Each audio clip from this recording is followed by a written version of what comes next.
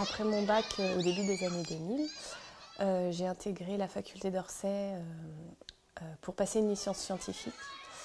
Alors en fait, ce qui m'intéressait, c'était de devenir professeur des écoles. Donc, depuis l'école primaire, en fait, c'est mon institut de CM2 qui m'a donné envie de devenir professeur des écoles. Donc en fait, je savais qu'il fallait que je fasse une licence et voilà, c'est la ligne que j'ai suivie pour pouvoir intégrer l'UFM.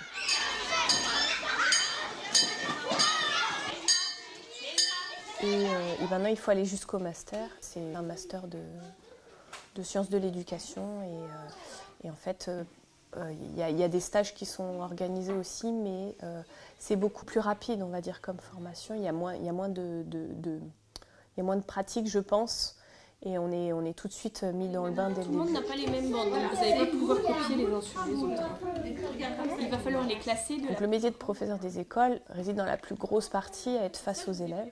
On a des programmes à suivre avec des compétences que les élèves doivent acquérir sur le cycle, donc sur 2 ou 3 années. Et après, nous, on a la liberté pédagogique d'adapter nos méthodes, nos outils par rapport à ces compétences à acquérir.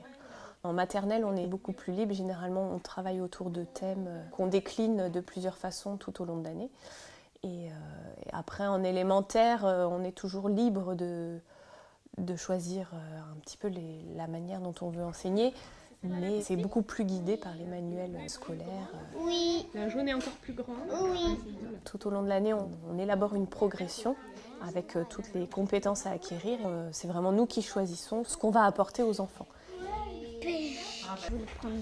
Les grandes lignes de la pédagogie, c'est d'amener en fait l'élève à acquérir son savoir. Donc le but, c'est de l'amener surtout par une démarche d'hypothèse, d'essais, de tests, à ce qu'il construise lui-même son savoir. C'est un peu différent de ce qu'on a pu apprendre, nous, à notre époque, enfin moi, à mon époque, où on nous transmettait le savoir et on apprenait, voilà.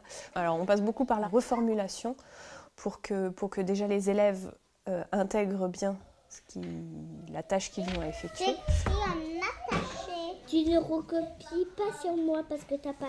Le premier des grands domaines de l'école maternelle, c'est quand même le langage. C'est vraiment ce qui est le plus important. On va travailler sur certains points beaucoup plus approfondis.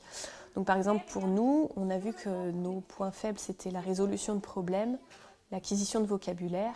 Et donc, en fait, pendant 3 ans, on travaille essentiellement sur ces choses-là. Donc, eux apprennent beaucoup de vocabulaire à travers ce que la maîtresse peut leur apporter, mais aussi entre eux.